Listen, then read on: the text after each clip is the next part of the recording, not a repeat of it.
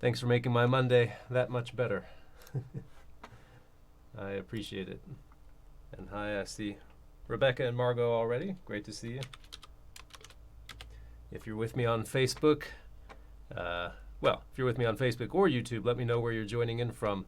If you're with me on Facebook, I'll be able to actually see your comments and questions and respond to them. As always, really glad you're here. I was thinking earlier today, since today's the day we start the C major, I feel like so far these are kind of in order of difficulty, at least my perceived difficulty as I perform these. Could have a little something to do with the order in which I learned them, but the G minor, just by virtue of how compact it is, a little bit easier to get your hands around. It's a four movement structure. It does have that fugue, which has its challenges, but it's the shortest of the fugues. The tempos of the G minor, they just kind of, to me, they suggest themselves a little more readily compared to, say, the next piece, the B minor partita. A lot fewer double stops there in general. But it can be tricky, I think, to get your head and your hands around the characters of those different dance movements, particularly for younger players. It's just hard to find that balance between finding tempos that work as far as a dance, that work musically, and that allow you still to play the notes and the rhythms. The A minor sonata takes the G minor up a notch. I feel, in terms of length. The fugue is much longer, more difficult. That third movement, andante, it's just so tricky even to get off the ground.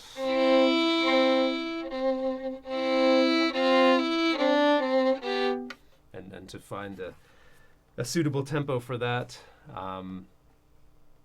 The D minor partita, anything that contains the chaconne, you'd have to put that difficulty up there. And now we come to the C major sonata. Just a bit of a spoiler, I don't think the E major partita is more difficult than this C major. I'd have to slot that somewhere in the middle, I suppose. But up till now anyway, up till the C major, I feel like it keeps, the difficulties keep piling on. This contains the second longest movement, as I mentioned in the email I sent to you guys, if you got that. Second longest movement, longest of course being the chaconne, but this fugue, C major fugue, I consider the single hardest movement in all the 6 sonatas and partitas. It's almost 10 minutes long, and it just hardly ever lets up. This is one that I've performed to tell tales on myself. I've performed, and I've even gotten comments like, "Yeah, you played that well, but why would you play that? Nobody wants to hear it." So I happen to disagree with that, but it can get very repetitive and beaty. We're going to at least get a start on that today after we look at the first movement, the Adagio, of this great C major. I feel like you're required to call everything in C major the great. Schubert has the great C major symphony. And, let me see where you're coming from. San Diego, British Columbia, Long Island, and actual Columbia.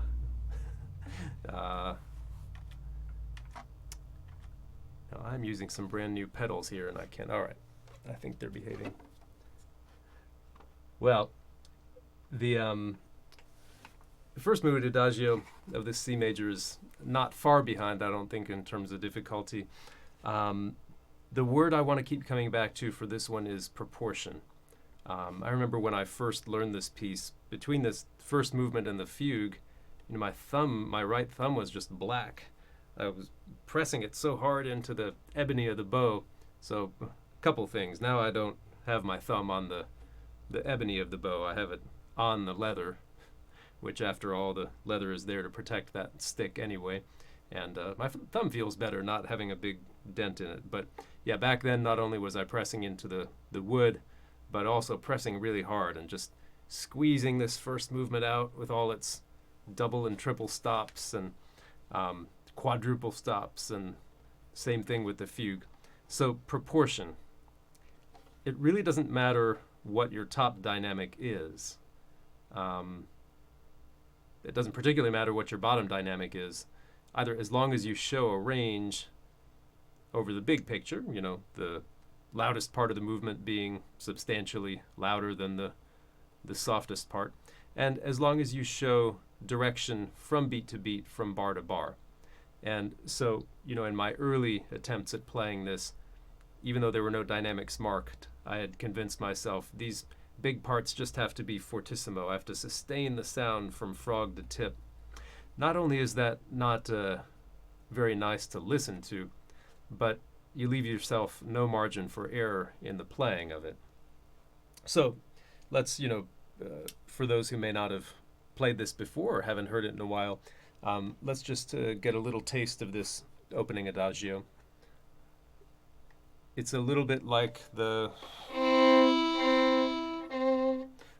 A minor andante that I played, in that it has a bit of a heartbeat pulse in this case.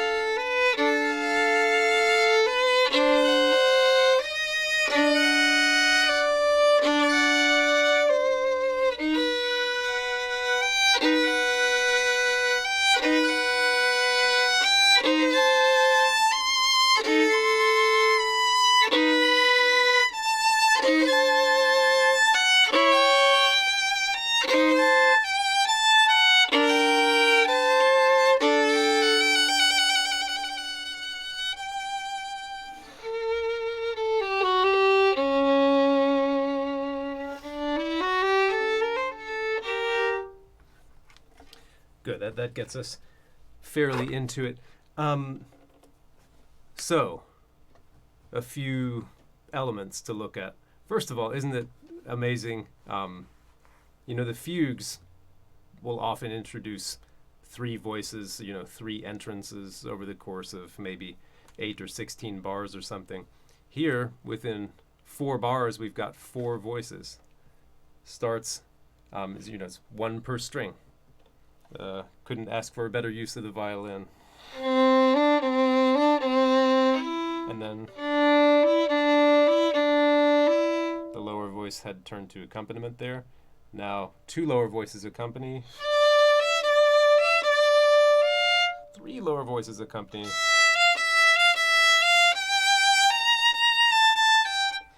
So, again, this could be a useful one for multi-tracking, right? Would sound amazing on the organ or something like that. We have to compromise in certain ways. So once more just to hear it.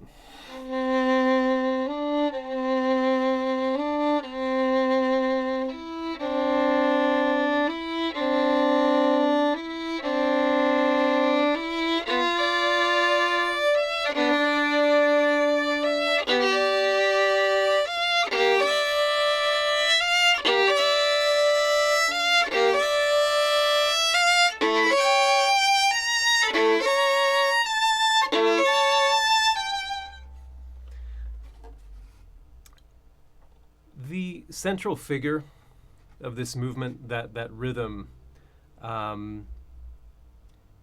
those who play it in a really romantic fashion will sometimes treat the 16th always as a pickup to the next beat.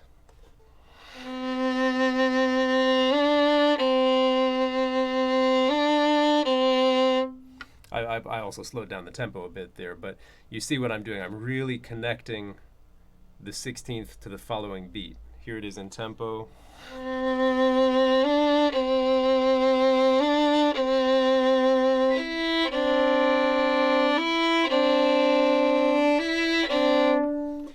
I call that romantic because it's a device that, you know, that composers started using more in the Romantic era of music. And certain songs, I mean, certain vocal music is also written that way too, by virtue of the text. Here we've got no text to go with, so all I can do is use instinct, and so I choose not to connect in that way. I keep it a little bit more by the beat. For the first two bars anyway, it's slurred like that. Now it's true that the slurs disappear for the next two bars, and in fact, in most other places in this movement, there aren't slurs marked in the manuscript. You'll hear me choose to slur that figure pretty much always, though.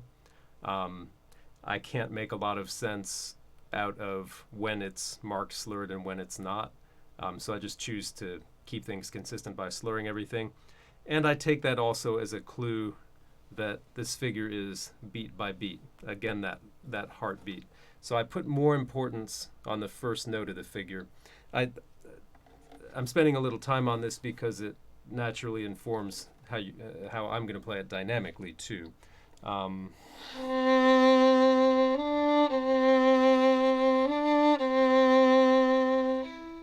you see, I'm not putting space in between the beats, but dynamically, each beat has a little bit of dim. Some people take that even further, and they'll stylize the rhythm a little bit. They'll almost turn it into a triplety or a six kind of rhythm.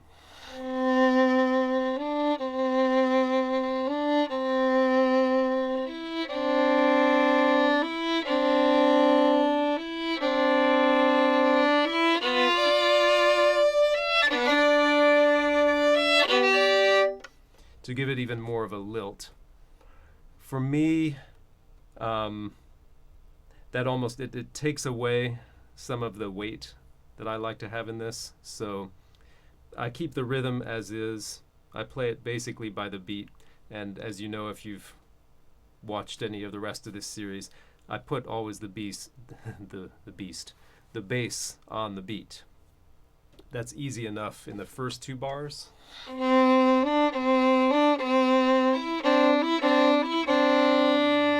But here in the third bar, many people would put the top voice on the beat.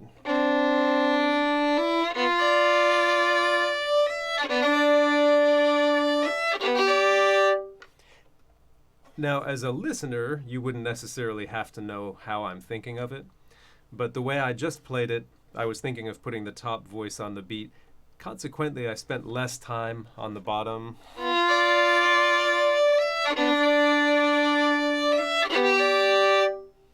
And I sounded the lower voices a little bit less compared to how I actually play it.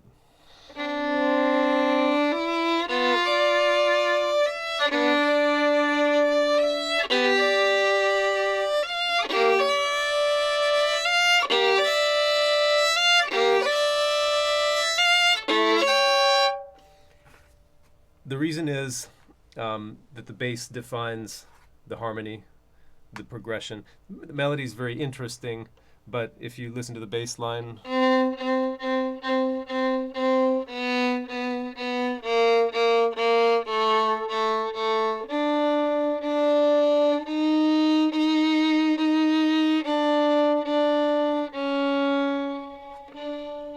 that last D is implied there, but I want not only the rhythm to remain basically constant, but I want that bass line to pulse or to beat throughout. So it's a lot of explaining, isn't it? But we've touched on rhythm, note grouping, dynamics, and how to break the chords, which it's hard to play much of this movement until you've at least made some decisions about that. Oh, and bowing, slurring. Let me see what your thoughts are so far. Yeah, and Margot, you mentioned that, right, in the email that I sent. If you're not getting these emails, by the way, and you wish you were, because who doesn't want more emails? Just visit in the YouTube description. You can see there's a link to click on, and I believe in the Facebook description as well. But that'll let me know how, what email address I can use to keep in touch with you about this. And in the email I sent about this project today, talking about how if the Chaconne is the Everest of the pieces in solo Bach, that the C major fugue is the K2. And if you have read at all about Himalayan mountaineering, you know that K2 historically has been a lot more dangerous to climb, even though it's not quite as tall as Everest. And there's another mountain, Annapurna, that's even shorter and even deadlier. So not always the longest pieces that are the most difficult, not always the most famous pieces that are the most difficult. And Robert's taken his Xanax, so that's good. Oh, I forgot to mention where we are. I'm sorry. And Leslie, you're very close with the Alhambra. This is actually in Morocco. We're in Fez, after which the hats are named, among other things. But Morocco, this is the old part of Fez, so the old madrasa at Fez. Looks very much like, I forget exactly when the Alhambra was built in Granada in Spain, but could be similar 10th century. I think this is 10th century. So yeah, we've just barely crossed over the Atlantic. And now, Donald, you asked, does my thumb still touch the frog? So I do. I place my thumb so that it pushes up into the leather, the protective leather that's at the bottom of the winding there. So rather than wedging it into I used to wedge it into the space between the ebony and the leather, but not only does that, deteriorate the wood over time, I don't really need leverage in this direction. I just need it to counterbalance the first finger, basically, or the pinky. So I just need it pushing up into the leather. And now, Michael, you ask about, since the dissonances, things like major seconds, tritones. Yeah, for your listeners to understand where the piece is going, those kind of things have to be in tune. So tips on developing intonation for dissonant double stops. Let's hold that, because that's worth more than just a quick answer. Intonation in this movement. So I appreciate that, Michael. Yeah, and interesting, Joanna. This is a piece in majors. Finally, we get a major. We've had, G minor, B minor, A minor, D minor, and C major. Oh, what a relief. And then it's the. It's yeah, not exactly happy. Hi, Swang from Texas. Great. Well, okay, great. Then let's talk about intonation. Never a bad time to talk about it, except when someone's critiquing your playing. Then you don't feel like talking about it.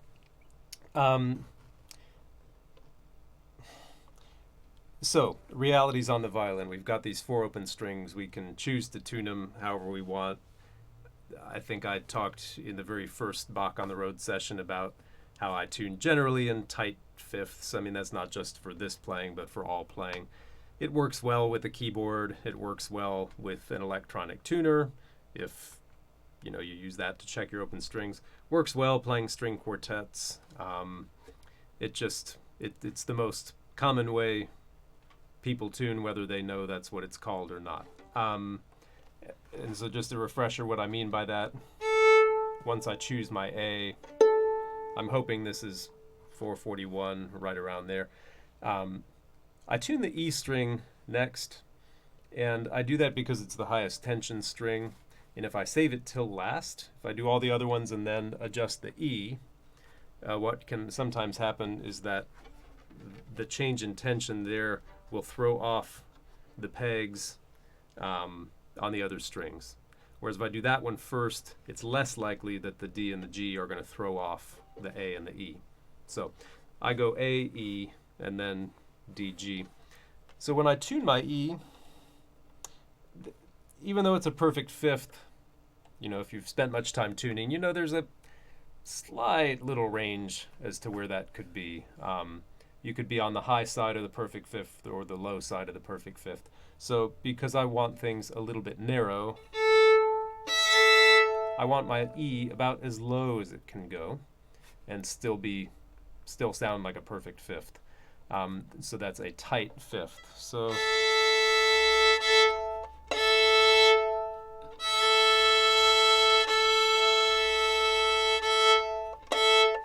now I've got these geared pegs, so my pegs act like fine tuners. For you, it might be a fine tuner.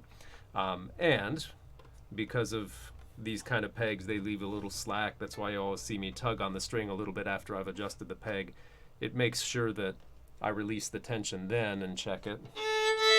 Release the slack, I should say, rather than having it release after I start playing and throwing everything off.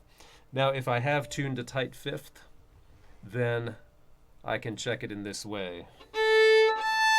The harmonic, halfway up the A string, should ring as a perfect fourth with the E. And that's pretty good. If I tuned a wide fifth, let me move that E string up now.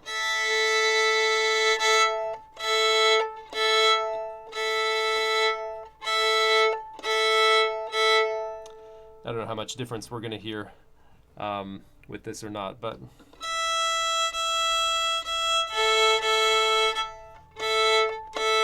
I don't want it to sound obviously out of tune, but I want it to be on the high side. Now, you can hear how that doesn't quite ring, whereas the perfect fifth, that doesn't really ring either, does it? That's sounding pretty good. But it's on the high side, and now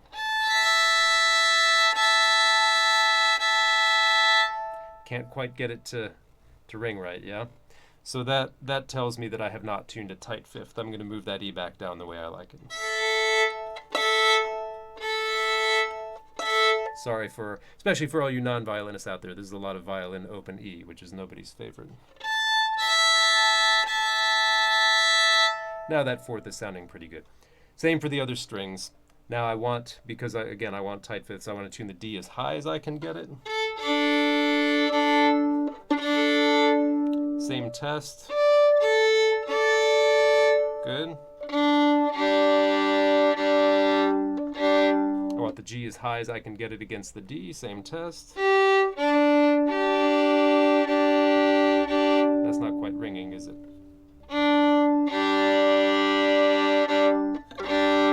There was room to get it higher. There we go. Now you'll notice the biggest difference. If you're not tuning tight fifths, then when you stack two of them, for example, you do A and D, it's a little wider. You do D and G, that's a little wider. Then you'll notice a big difference by the time you get to the G string. Your G might, in that case, be a lot lower than mine, even if we started with the same A. So that's just a little refresher on tight fifths, and that can be a whole can of worms. Probably not worth getting into, especially for for Michael's question. But we've got the open strings once we've tuned them, whatever system we're going to use. And when those appear in the piece, for example, as they're going to in the fourth bar, they can't sound too jarring. The unfortunate reality is that with all the different tonalities, all the different keys we're going to play in a movement like this, they're not all going to jive well with the open strings. So you have to know that as they're approaching and maybe make some adjustments, subtle adjustments, some compromises, so that when the open strings appear, they sound okay. Even this, the first bar we've got,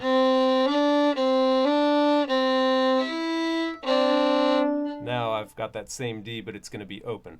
So it should go without saying that the D I play here, it had better match my open string, because I'm going to change to open in the next bar. I have to because of the double stop.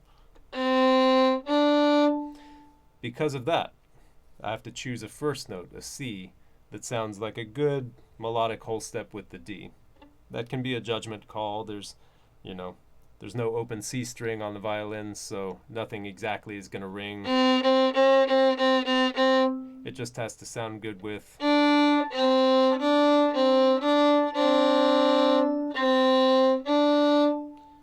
That just takes a little getting used to in the hand and in the ear to know exactly where that C is going to be. It should, if your strings are tuned correctly, if you sound a little open G there,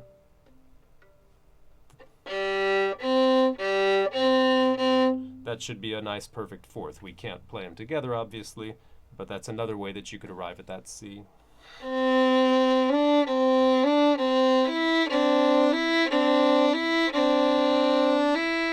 And now, tritones almost always have to be as tight as you can get them.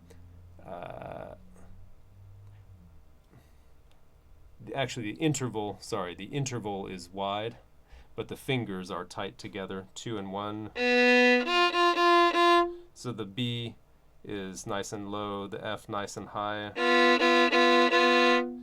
If you do a really high B, low F, you'd never do that because it sounds so terrible.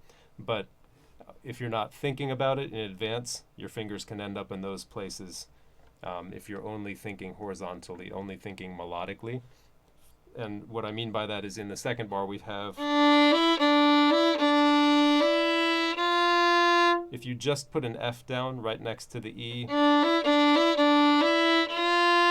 you could end up with that super low F. Doesn't really work in the chord. So you might do that if you were only thinking horizontally, but thinking vertically, like Michael was asking about.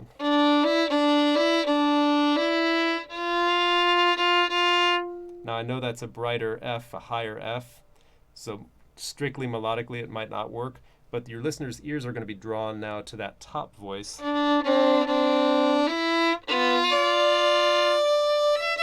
So they're going to, as long as the double stop rings nicely, they're not going to care that it was a wide half step. In every one of these Bach pieces, we've spent a few minutes talking about this horizontal intonation and vertical intonation. Hopefully it doesn't seem terribly tedious to anybody. There are always some people more interested in this than others, but it's certainly something that as the performer you have to take into account. In the end, if it sounds good, that's what you play.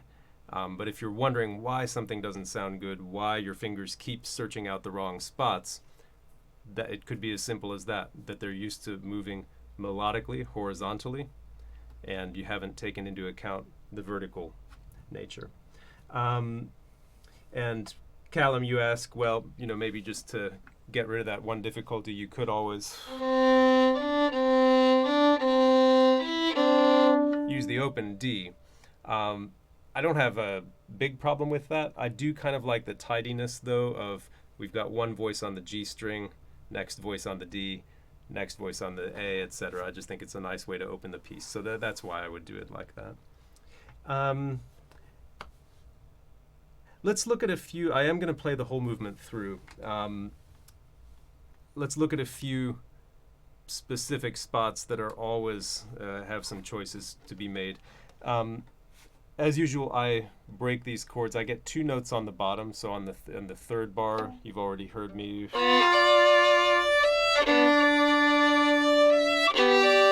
So I move efficiently, but not hurriedly, to the top voice. So I've got. I spend enough time on those bottom 2 that you can hear them, but then I get right over, hopefully without an accent. So for those, if you're getting accents on that top voice, there's a good chance that when you reach the top voice, you get a burst of speed in the bow arm. So instead, 1 speed.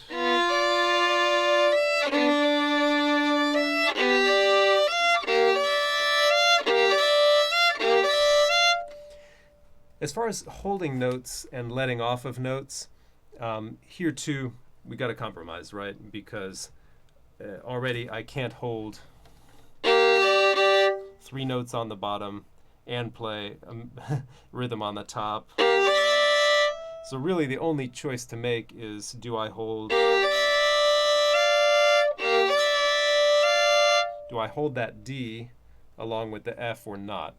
So I choose, because I have to shorten some of the quarter notes, some of the accompanying voices, I choose to shorten all of them. Same here.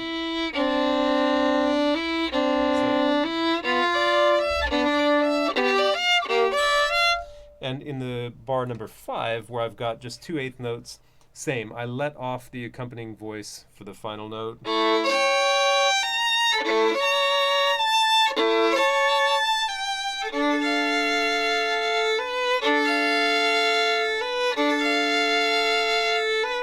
In point of fact, I usually let off the accompanying voices a little before the 16th. I don't know if you can hear that very well. It helps the listener key in on the voice that's about to move. I don't do it super early, but I want people's ear to be drawn to the moving voice, which in this case is the middle one.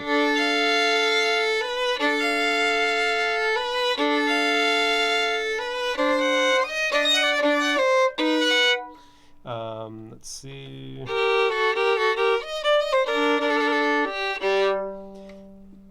Bar 15. Again, this is great. The moving voice constantly changes around. Starts on the bottom, middle, top, and now, whoa, that was high. 18 is one of those classic places where the moving voice is on the bottom. And here I feel pretty strongly I don't want to break these in reverse. Or even worse, to sound the bottom voice and then come off it and come back to it.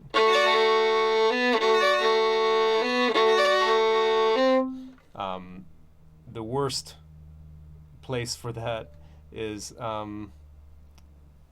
something like 22.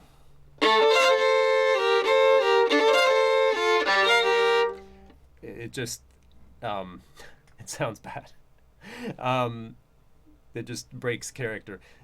I'll use the thing I have done in some of the fugues, where I'll play 3 strings at once but end on the one that I choose. So in bar 18, I'm just never going to come off the G string.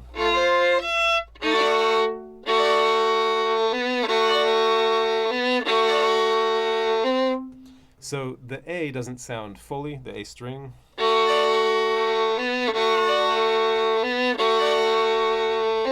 But at least I've never left the G string. Bar 20 is less a challenge of the bow than for the left hand. I play a perfect 5th with my 2nd finger, then switch to a 3. This time the 5th is with the 3rd finger, switch to a 2, and then again 2 to 3. Here I move the 2 midway through the chord.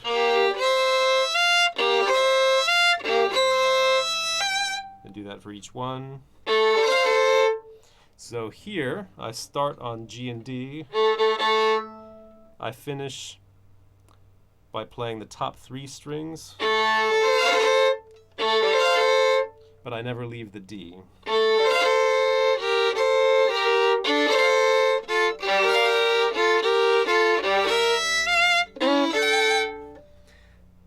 And you can already hear, especially out of context, when I'm just playing 1 or 2 of these chords, I'm crunching some of them.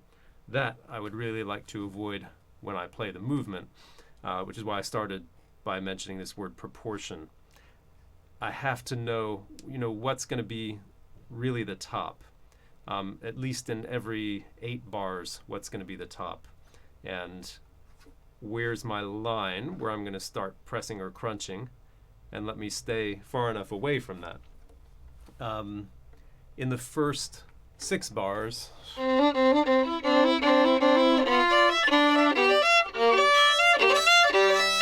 Bar 5.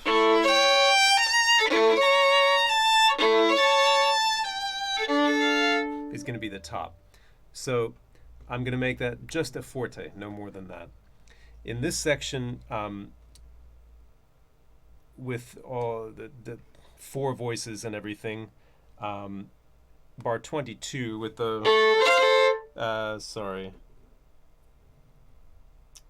No, it's not 22.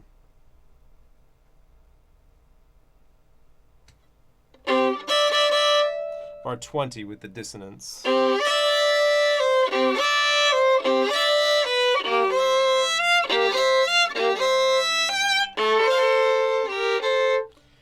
Bar 20 and 21, those are 2 of the fullest bars. And then I'm going to allow things to relax in 22, where I just got to.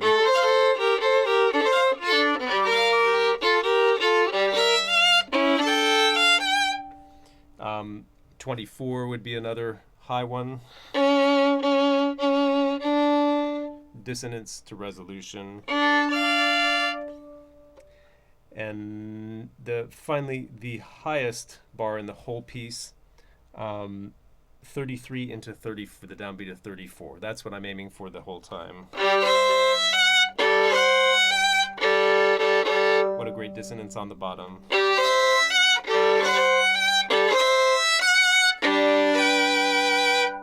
That's where I'll step closest to the line of, how powerfully I can play. The rest of it, I've got to stay away. Again, nobody knows or cares exactly how loud I'm playing, but they will be able to tell proportion. Good.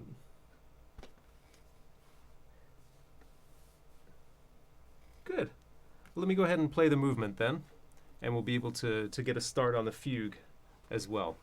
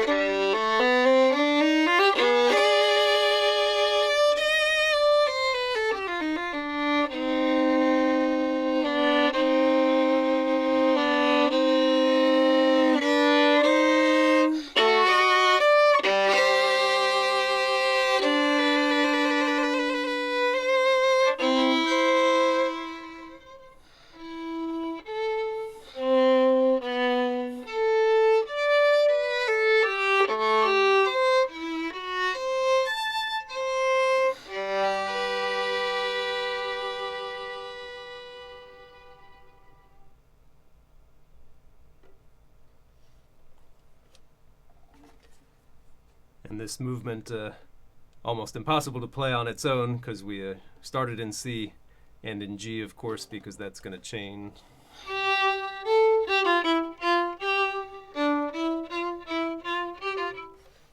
To the amazing Fugue, our next next big project. Yeah, the dynamic pacing of this, more than the tempo pacing. I don't do a whole lot with tempo. I like that, just that meditative quality of the rhythm. But the dynamic pacing feels different almost every time I play this. Depends a lot on the acoustic that you have too. The more that you're getting back from the acoustic, which even in this amazing madrasa, not getting anything back, the temptation can be to press more. When you're not hearing much back, you feel like you need to give more, and that's just with the bow going as slowly as it is, with the having to play double stops. That's instant death.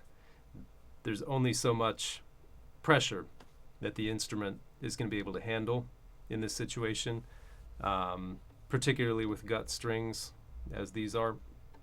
And so, proportion, again. If you feel, so the worst situation to get in, right, is that you're building towards something and you realize that you've already maxed out. You can feel it. Your choices are just to accept it, play beautifully in tune, don't try to give any more, just ride it until the climax, and maybe the climax wasn't, or the temporary climax or whatever it was you were aiming for, maybe it wasn't as grand as it might have been if you'd paced it better, but it doesn't sound bad either. Or you can take a step back. I felt a couple moments like that in this performance. For example, heading toward that bar 33.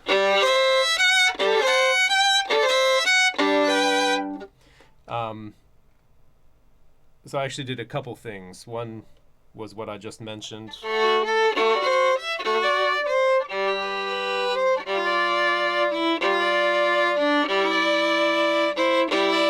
realized I was getting a little loud too soon. Step back.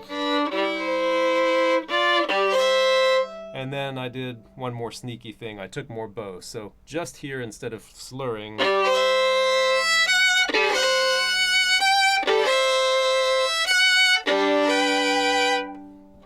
I think that's a great place for that, actually, as long as you save it for the biggest part of the movement like that. The part I just played, of course, was the pedal part, right? There's, in so many of these movements, including the fugues, there will be a part 2/3, 3/4 of the way through the movement where you sit on the 5, right? So we're in C, the 5 is G.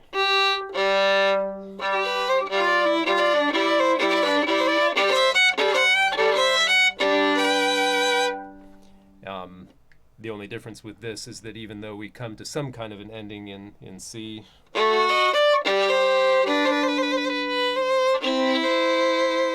that little tag, PS.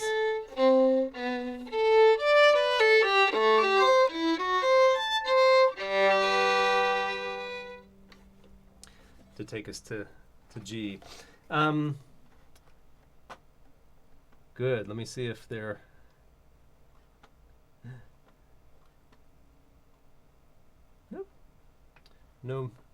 No major questions. No major criticisms either. I like that. That's good. Let's go on to the fugue. There's plenty to bite into here, and we'll devote the majority of Wednesday to this fugue. It's a big project, but luckily all of the core concepts and everything we have talked about in the G minor fugue and the A minor fugue. It's just that the difficulties are spaced a little more closely together here, and they last longer.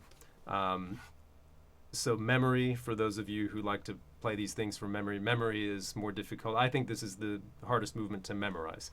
There are a number of places where you could take different turns. And Paula, you say Is it me or does the fugue sound like London Bridge is falling down? Well, you be the judge. Yeah?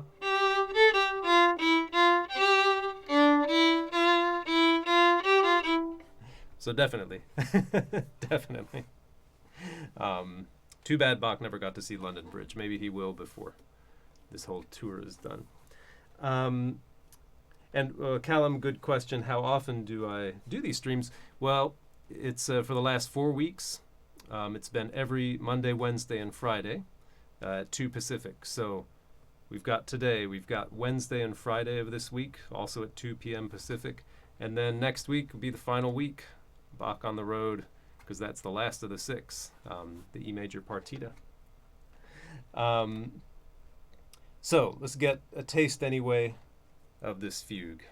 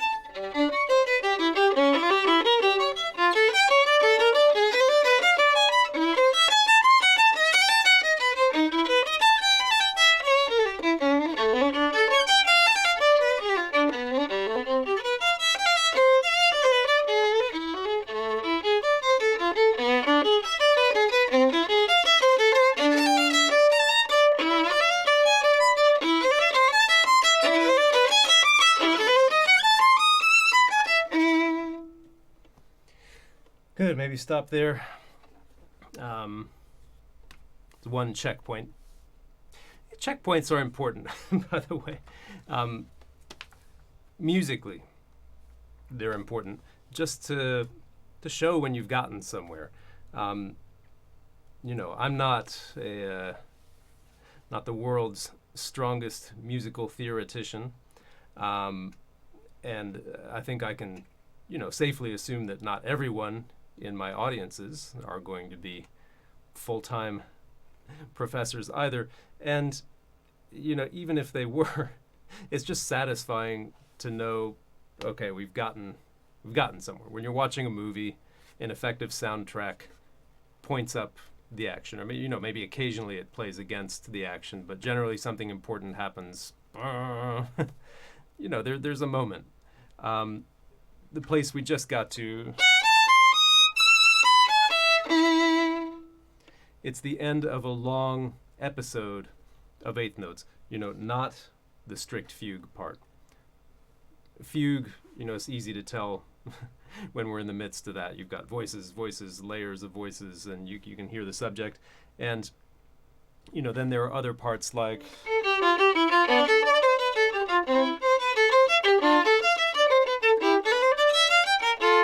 There's counterpoint going on. There's a lower voice. In that case, we've got a lower voice that goes...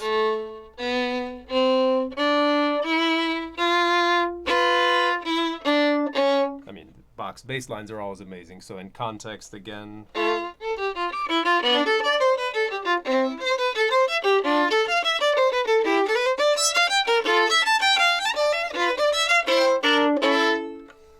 But then there are other, like the long section I just finished with, only one voice at a time. I mean, you could say that maybe other voices are implied because of the range that it covers, but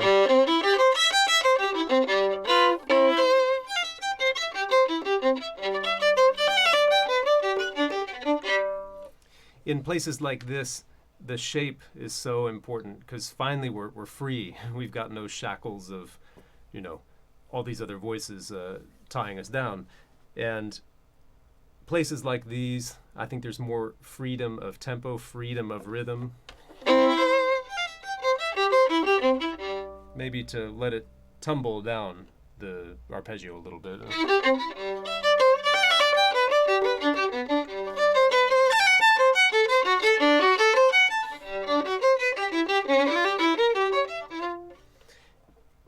And lighter overall. I mean, this is a play, again, to save your arm and to save your listeners' ears. They need some relief. What comes, I'll play a bit of what comes after that. And if I've really, if that's been the general style that I play the last 30 seconds, then it's going to be a little hard for people to sit through this, which comes next. So,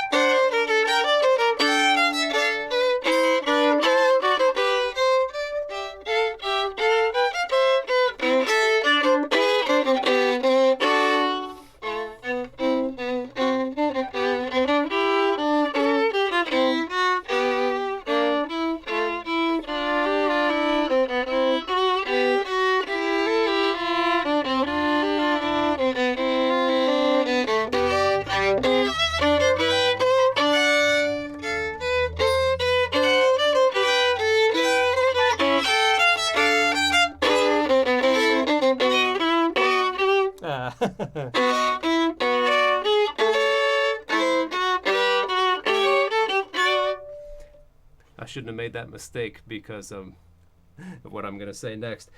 Remember that in every Bach fugue, there's a subject, but then there's a counter subject. So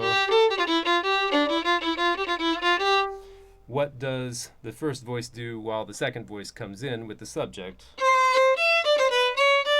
Well, it does this.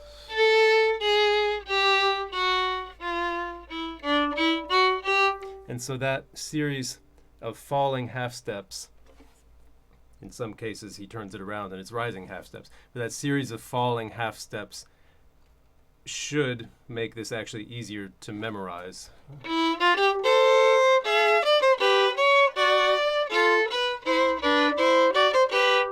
So the place I just was, I should have remembered that. Where was I?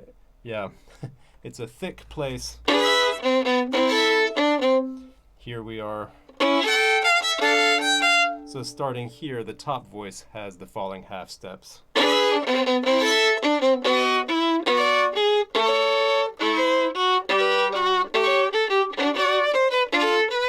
And then it switches, but that.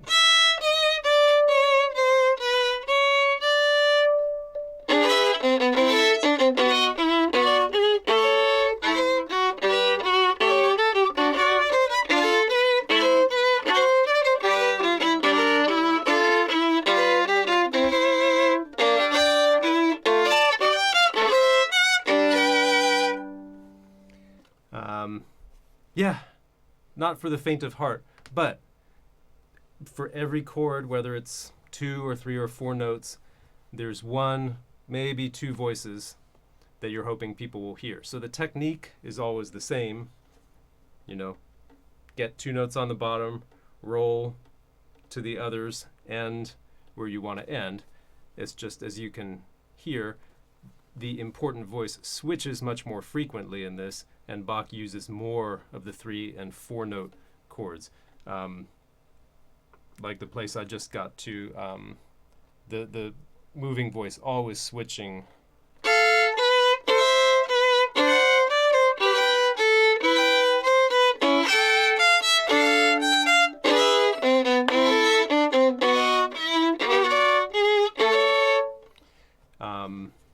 So, as in the first movement, proportion. It's imperative that even while you're learning this, you shape. It's so easy, especially if you use the hooked bowing.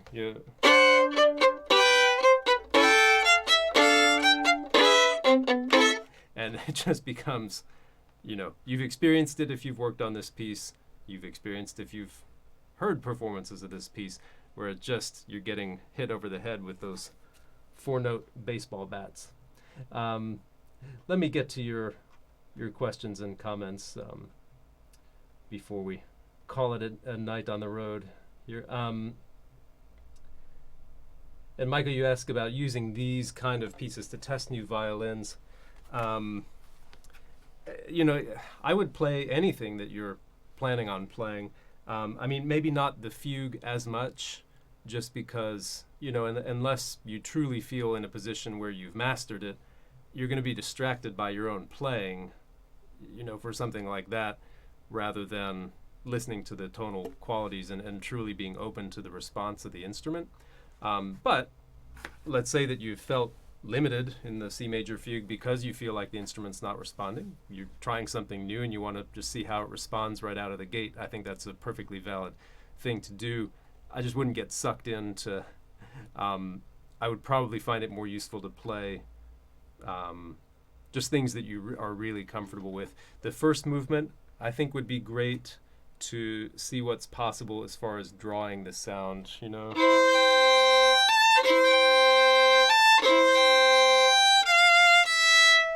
Some instruments, and especially bows,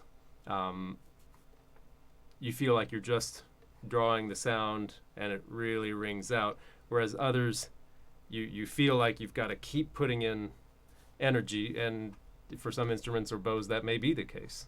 They just don't respond as well to the horizontal, and that's a bit unfortunate because it's not a great way. Someone else, asked about relaxing the shoulder. Teo asked about relaxing the shoulder, and one of the best ways to do that is never to feel like you're playing down into the instrument, but instead that the strings are almost coming up into the bow, and all the bow has to do is ride them. So yes, seeing how an instrument responds to that would be great. What kind of quality does it have at its quietest? Is there any interest in there, or is it just kind of pale and nothing? I'm fortunate to play an old instrument that has those qualities and the different dynamics. Debatable how much they come across at close quarters like this. It may not look like we're at close quarters, but it's as if you're 2 feet away from my F-holes. But yes, I feel fortunate, with more space for the sound to bloom. This is certainly the kind of instrument that, I can't make any excuses. Let's just put it that way. It's going to be able to do what it needs to do as long as I allow it. Now, Fred, you ask if the finger pressure, MVP, I have a video on finger pressure, minimum violin pressure, finding the minimum finger pressure that gets the job done. Should the pressure be the same in every piece? No, it won't necessarily be. I think it's great to find in general what's a default sort of nice light finger pressure that still is able to stop the string when it's really vibrating. That's why I insist that when you're doing those finger pressure exercises, you play forte so that the minimum pressure you find will still work for loud playing. If you only test and try to find that finger pressure when the bow is very piano, then you may find a finger pressure that's too light for forte. So I want you to find one that works for forte in general. But when you've got lots of chords that have to ring, you may find that you need a bit more pressure to stop those strings entirely and to keep them stopped even after the bow moves off the string, so that you get the ring of the chords. So it won't be the same in every piece, or it won't be the same in every part of every piece, but I think it's worth finding the lightest default that you can, so that you don't carry on extra tension in the hand. And Joanna, you ask about full hair, I think meaning flat hair, or some people call it flat hair. And whatever I'm going to say, I'm going to have to go back and watch this video and see what I actually did. I don't think as much as I used to, or as much as some people do, about changing the angle of the hair from frog to tip. I used to think consciously about, here at the frog, I'm not going to be playing on all the hair. The stick is going to be rolled in this direction, right? Rolled away from me. Some people call it tilted hair. I call it rolling the stick. But here at the frog, it's going to be like that, and then by the time I get to the tip, I'm going to be at flat hair, and then back to rolled, back to flat. Now I basically just, I think about one general angle. The stick ever so slightly rolled away from me, and then with proper bow pressure, that hair is going to be flattened into the string anyway. It generally keeps my bow driving a bit in this direction toward me, toward the bridge.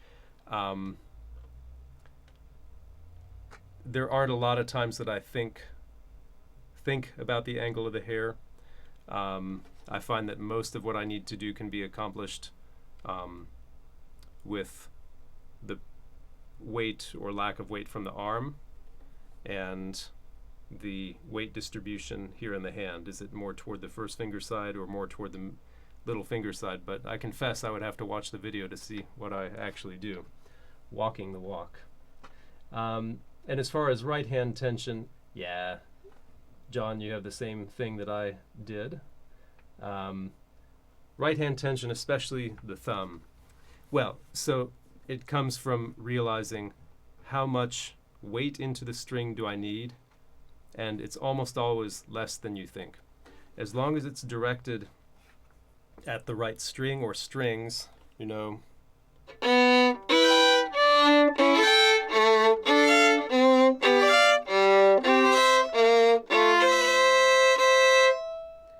I really don't need very much. I'm going to get my sound by finding a good contact point, by being on the right strings, and then drawing the bow.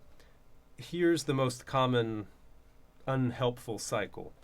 People get too far out from the bridge.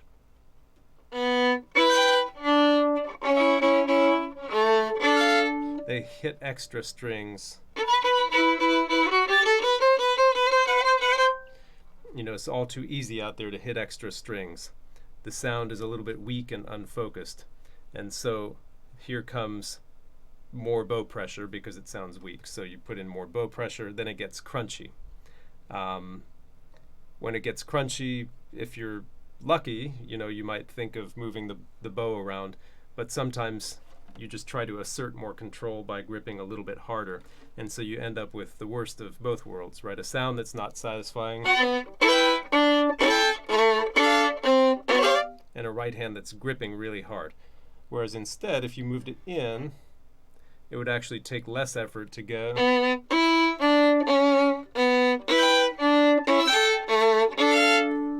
So the first step, I think, is always to lessen the grip. And certainly if you find your arm above the bow, to relax that as well. A good-looking bow arm should have this part of the arm and the elbow around the same height as the hand, maybe a little bit lower, so that you've got shoulder and hand with this just hanging a little bit below. Not super low so that you've got a gooseneck here, but certainly never above, because then that's going to tense the shoulder and it's going to lead to tension in the right hand as well. So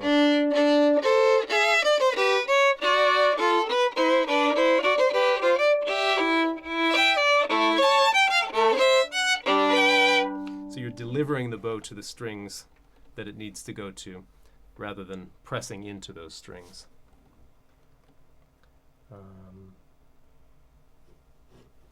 Great. Well, we're going to spend a good bit more time on this fugue on Wednesday, as well as get a look at movements 3 and 4 too, because they're certainly not easy, but I know the fugue takes up most people's efforts when they're working on this piece. So thanks so much again for joining me here. I love seeing you here every week. Already sad that next week's the last one. So, but I've got news coming up for you for what's happening later in the summer. So we can still hang out. All right. Have a great rest of the Monday. I'll see you back here on Wednesday. Bye.